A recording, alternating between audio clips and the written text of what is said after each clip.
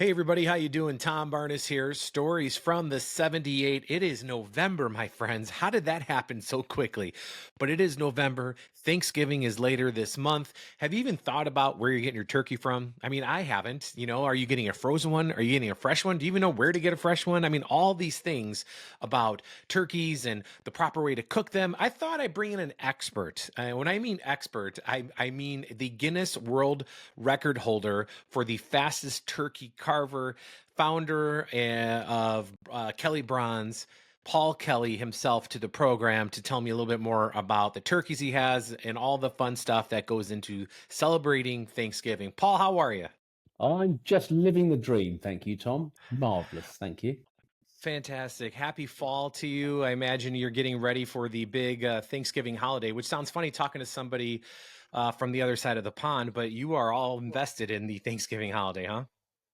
Absolutely. No, we're plucking our Thanksgiving turkeys at the moment for the London market. So no, we're ramping up for Thanksgiving and of course Christmas. That's the big holiday season for turkey here.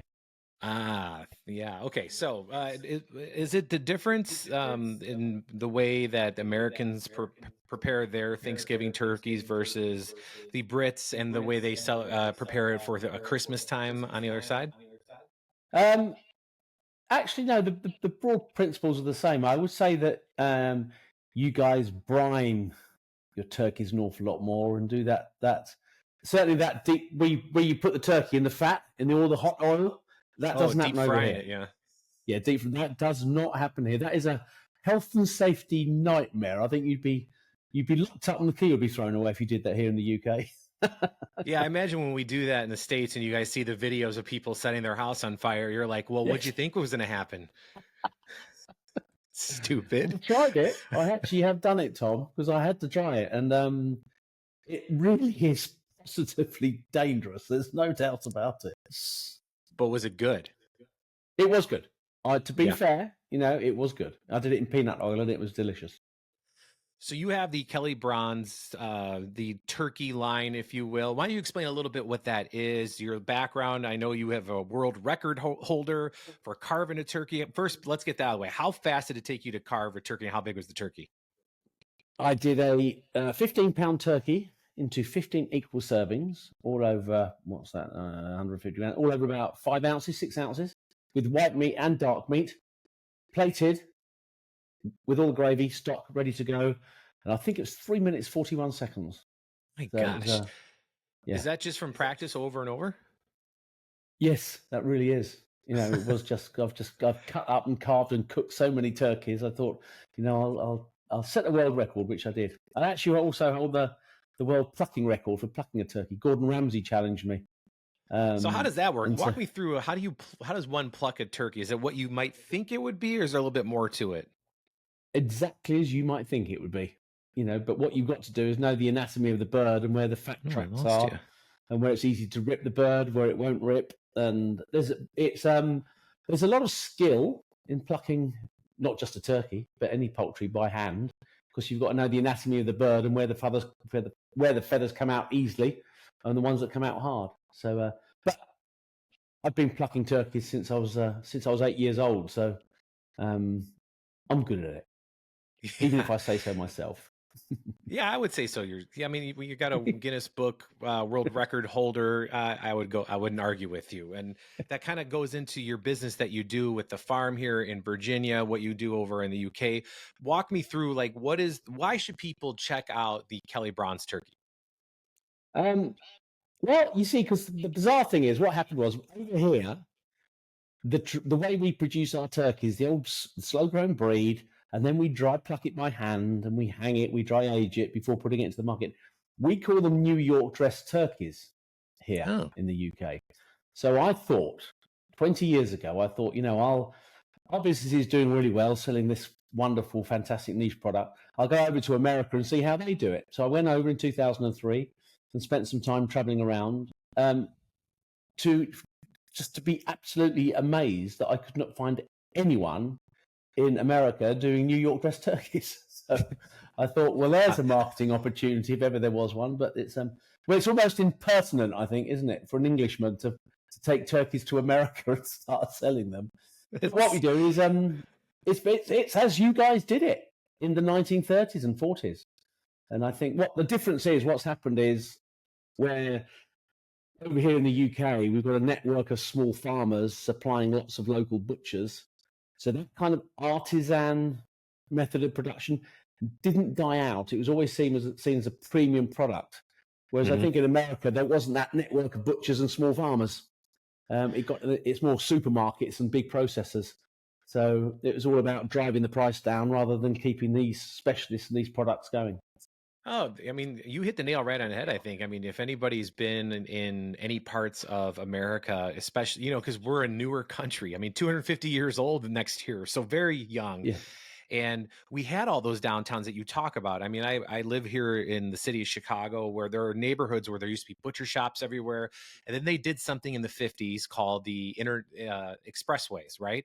Where the expressways would get you from the inside of the city out to the burbs, and then shopping malls. And then that was the end of like small town USA. So makes sense. That's exactly it. Now people are craving that. The infrastructure to support those small farmers just disappeared.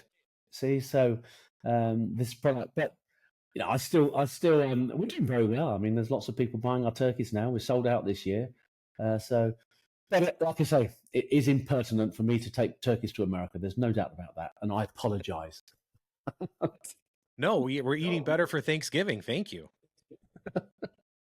That's right. The challenge is, of course, the turkey is 3 times the age, so it's 3 times the farming cost, and then we pluck them by hand, which is incredibly labor intensive.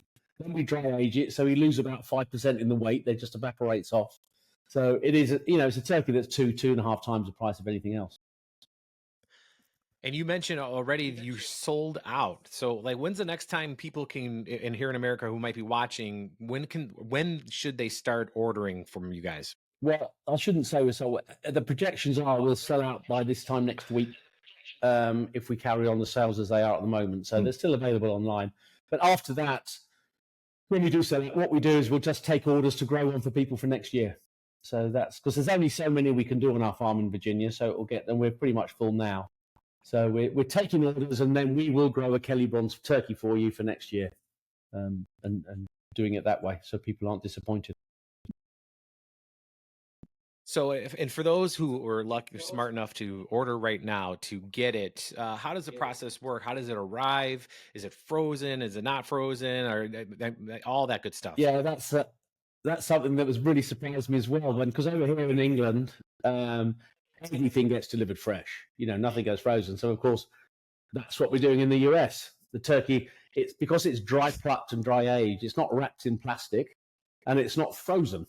It arrives fresh. But because we dry process and eviscerate dry age the bird, there's no spoilage bacteria.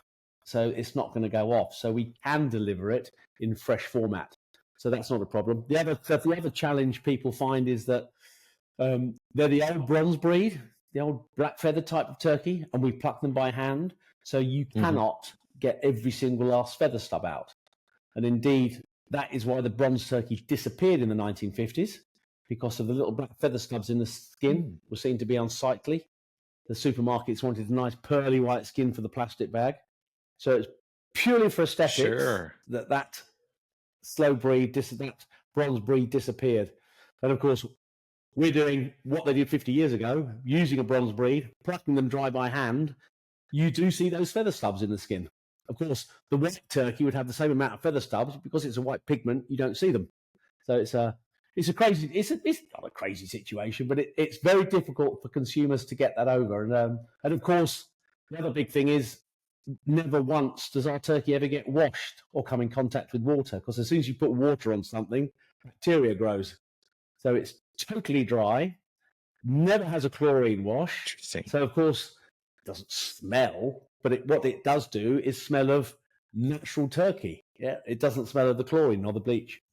So it's a totally different product, and it cooks it twice the speed of a normal turkey, and you don't take it to the same temperature. So but it's a great bird. We were the first turkey ever here in the UK to get 3 gold stars in the Great Taste Awards, and we're getting lots and lots of lovely, lovely write-ups in America now, and lots of great customer feedback. And I imagine just having all the natural products, or not even products, the natural way of preparing the bird and getting it to your front door, it's got to just taste incredible because of all the things you mentioned, the no bleach, the no water, it's just dry aged. And the way we did it almost 100 years ago in the States, and people are craving that taste now. Yeah, that's right. And the massive difference is our turkeys are 6 months old. Your average turkey, fresh turkey in the supermarkets will be 12 weeks old. Ours are 6 months. And the older the bird, the better the flavour. So our turkey's gone through all stages of growth. It's laid all its muscle down. It's laid all its fat down. It's got lots of fat marbling in the meat, a great carcass with bone that produces a wonderful stock. And of course, you don't have to baste it. You don't have to brine it. You don't have to soak it on anything. You can just cook it because it doesn't need any help in that respect. And it cooks. You get a 12-pound turkey and it will cook in about an hour and a half. I think the important thing is every Oh single man. one of our turkeys comes with a meat thermometer, because the meat thermometer doesn't lie. And whilst you might think this can't possibly cook in an hour and a half, you put the meat thermometer in and it tells you, yes, it has. So you take it out of the oven and you let it rest for at least an hour uncovered before carving it. Actually, that carving is very different, but practice it with a chicken. There's plenty of time now to go and buy Oh chicken yeah. on a Sunday. Look on our website and see the way we carve it, because you'll get 20% more servings out of the bird as well. I could go on forever What's the talking website about people should turkey, go to? Tom. I hope I'm not boring you. No, not at all. Tell me about, where's the website for people to go to for this information, because I'm going to check it out myself. KellyBronze.com. Drop me an Fantastic. email after this Paul show and Kelly. I'll give you a little promo code. KellyBronze.com, and you can go on there and order, but there's also all the videos and cooking instructions and carving instructions. Amazing. Thank you, Paul, so much for the knowledge and the pro tip for getting the carvings and getting 20% more. I appreciate you taking time and chatting with me today. Thanks, Tom, and happy Thanksgiving. Enjoy your holidays.